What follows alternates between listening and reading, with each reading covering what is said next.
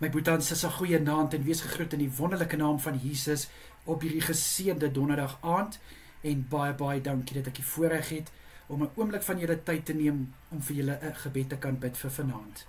Kom ons sluit die oë. Here, in Jesus naam, baie dankie dat U elkeen van ons deur hierdie dag gedra het. Here, baie dankie dat U goedheid en guns sigbaar was in ons dag en ook sigbaar is in ons lewens.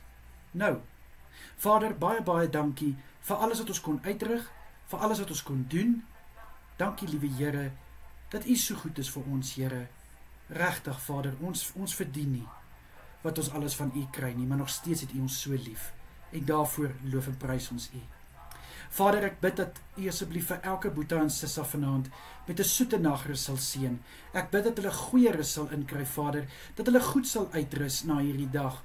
Hierdie dag se stof van hulle voete sal afskud.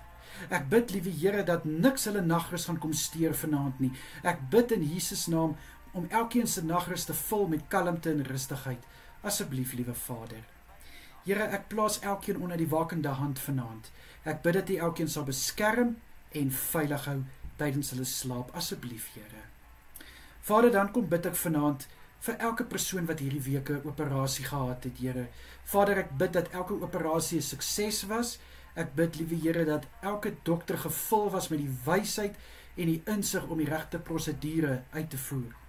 Ek bid in Jesus naam, Vader, vir die genesingsproses wat nou plaasvind.